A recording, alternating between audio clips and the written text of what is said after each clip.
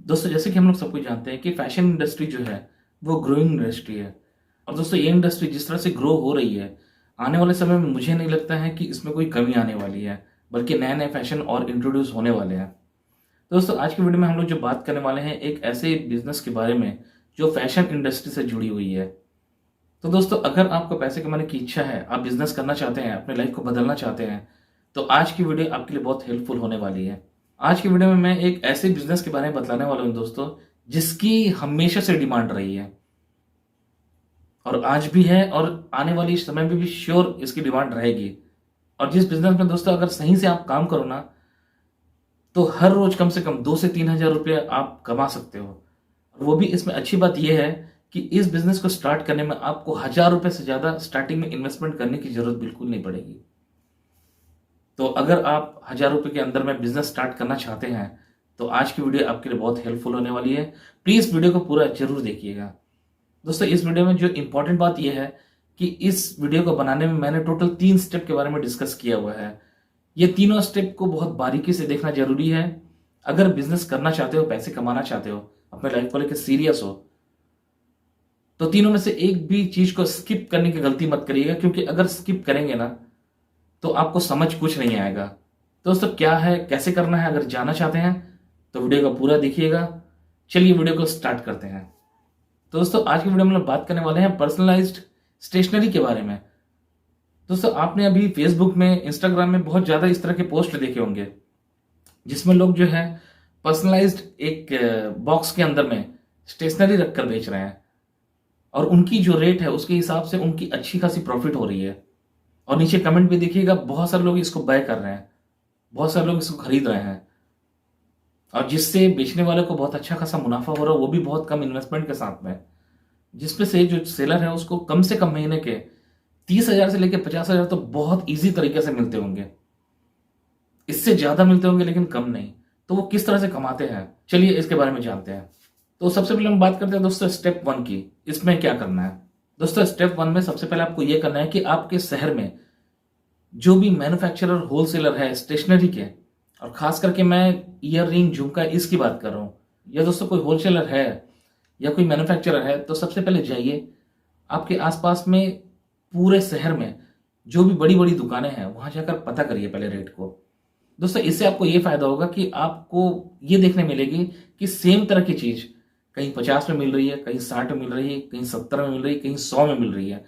तो इसका रीजन क्या है? इसका रीजन ये दोस्तों कि अलग अलग मार्केट के हिसाब से, अलग अलग शॉप के हिसाब से लोग अपना रेट तय करते हैं। और जहां पर बार्गेनिंग नहीं होती है तो मजबूरन लोगों को सेम रेट पर परचेस करनी होती है। तो इससे आपको यह पता चलेगा कि आप जिस तरह के प्रोडक्ट रखने वाले हैं उसकी एक्चुअल कॉस्ट क्या है मार्केट में। तो इसका कुछ एवरेज कॉस्ट मान के चलते हैं, जैसे कि मान के चलो कि एक झुमका की जो रेट है वो कहीं पर 60 है, कहीं पर 70 है, कहीं पर 80 है, कहीं पर 100 है।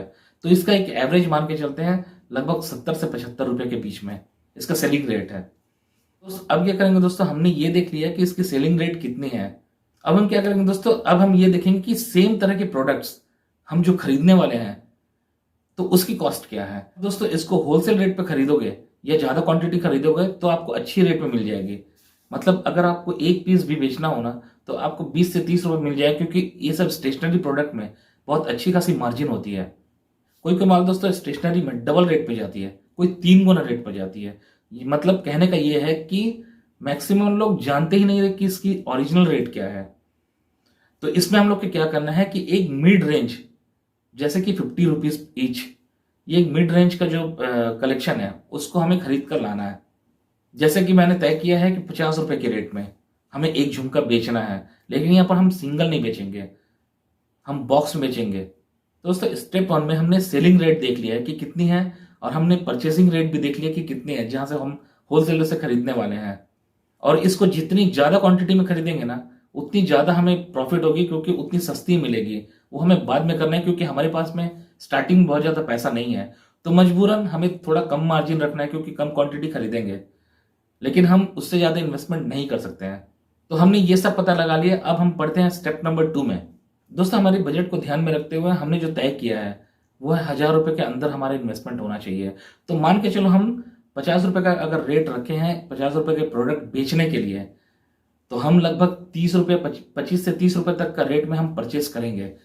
तो अगर हम 30 रुपये का रेट में अगर परचेस करते हैं तो 10 पीस लेने पर 300, 20 पीस लेने पर 600 और 25 पीस लेने पर दोस्तों हमें लगभग 750 रुपये इन्वेस्टमेंट करने होंगे।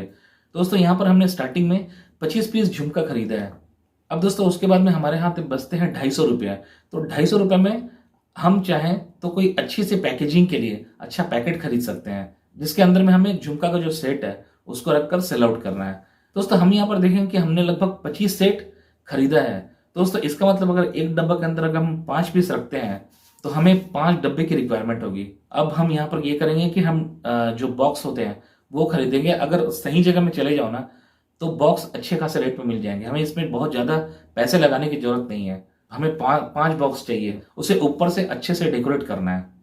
दोस्तों हमने सेकंड स्टेप कंप्लीट कर लिया। सेकंड स्टेप में हमने झुमका खरीद के लाया है, हमने डब्बा भी खरीद लिया है और उसके बाद में हमने अच्छी से पैकेजिंग कर दी है। एक एक डब्बे के अंदर में हमने 5 सेट को डाला है और ऊपर से बॉक्स को अच्छी तरह से डेकोरेट किया है। अब हम बढ़ते हैं स्टेप नंबर 3 में। दोस्तों स्टेप नंबर 2 में हमने सब कुछ तैयार कर लिया। अब हमारी बेचने की बारी है कि हमें इसे सेल आउट कहाँ करना है। दोस्तों यहाँ पर हमारे पास में कोई शॉप नहीं है और यहाँ पर हम किसी को हाथों हाथ सेल नहीं कर सकते हैं। तो हमें ये करना होगा कि हमें ऑनलाइन एक पेज बनानी पड़ेगी फेसबुक में। दोस्तों मैं अपने हर वीडियो में बोलता हूँ कि हमें एक ऑनलाइन पेज बनाना चाहिए, हमें फेसबुक पे पेज बनाना चाहिए, इंस्टाग्राम पे पेज बनाना चाहिए। उसका रीज़न क्या है? क्योंकि हमारे पास में ऐसे तो इन्वेस्टमेंट नहीं है। हम तो सिर्फ 1000 रुपये बजट रखे हैं अपना प्रोडक्ट खरीदने के लिए और हमारे पास में तो दुकान नहीं है, तो हम बेचेंगे कहाँ पर? और ऑनलाइन में हम मार्केटिंग नहीं करा सकते, पेड मार्केटिंग पैसे देकर। इसलिए दोस्तों हमें स्टार्टिंग में ही खुद से मेहनत करनी पड़ेगी।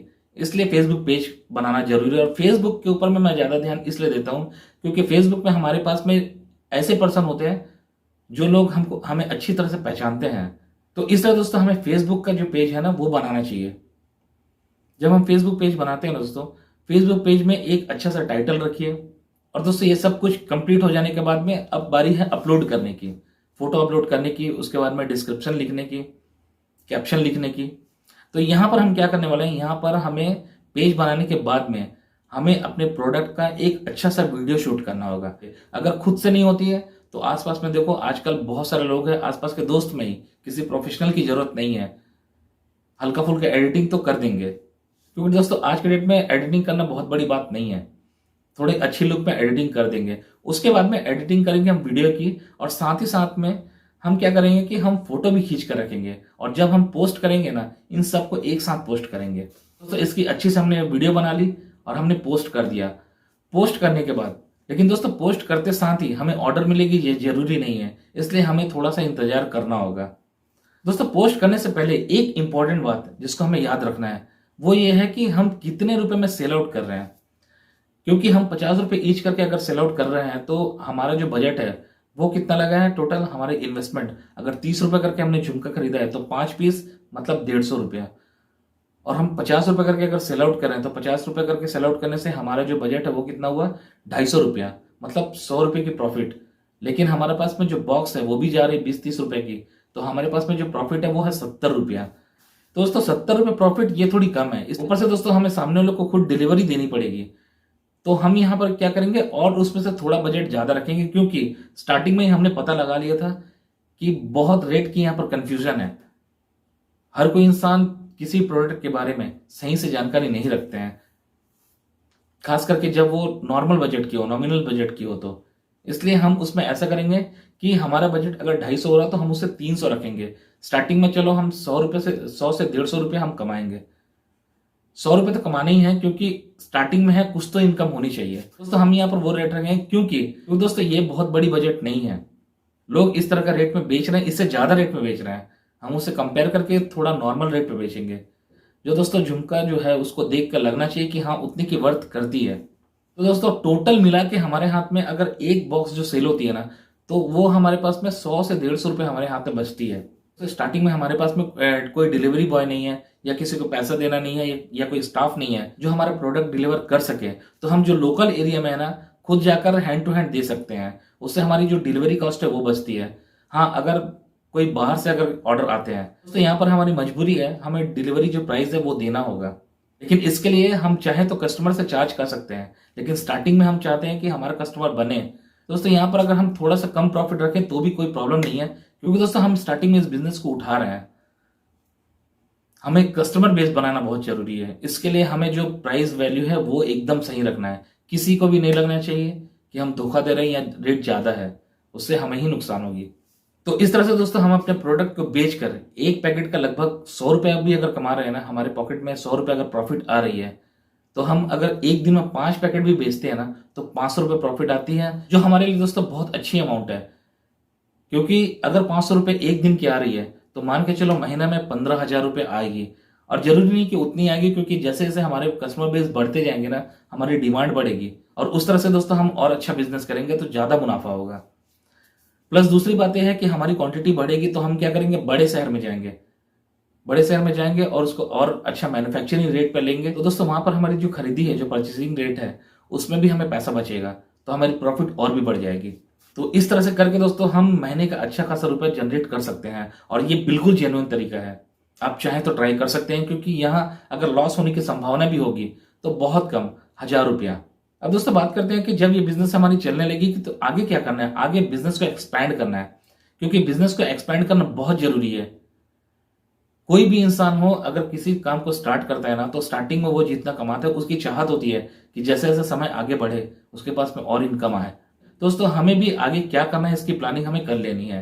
तो दोस्तों बिजनेस को एक्सपैंड करने के लिए मैं कुछ तरीके बता देता हूँ। वो है दोस्तों कि हम किसी एक प्रोडक्ट से स्टार्ट करें काम को। मान के चलो हम झुमके से स्टार्ट करें, उसके बाद में हमें अपनी वैरायटी को इंक्रीज करना होगा। हमें अलग अलग तरह के प्रोडक्ट्स रखने होंगे, सेम कैटेगरी में हो लेकिन डिजाइनर अलग अलग हो। तो इससे क्या होगा, और भी अलग अलग तरीके के जो कस्टमर बेस हैं वो हमारे पास में आएंगे, तो हमारी सेल आउट ज्यादा होगी, और सेल आउट ज्यादा होगी तो हमें प्रॉफिट ज्यादा होगी। उसके बाद में दोस्तों हमारे पास में कुछ पैसे आ जाएंगे, तो हम शॉप को रेंट पे भी ले सकते हैं। तो दोस्तों वहां से भी जो वॉकिंग कस्टमर है हम उसको भी हैंडल कर सकते हैं, तो वहां से भी प्रॉफिट होगी। उसके बाद में दोस्तों हमें जो है पॉकेट साइज बढ़ा देना है, या अलग अलग वेरिएंट पे लेके जाना है।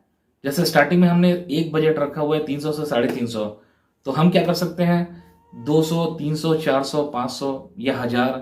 तो दोस्तों हम अलग अलग तरह के बॉक्सेस रख सकते हैं, जिसमें से अलग अलग रेट लोग अपने सहूलियत के हिसाब से परचेस करेंगे।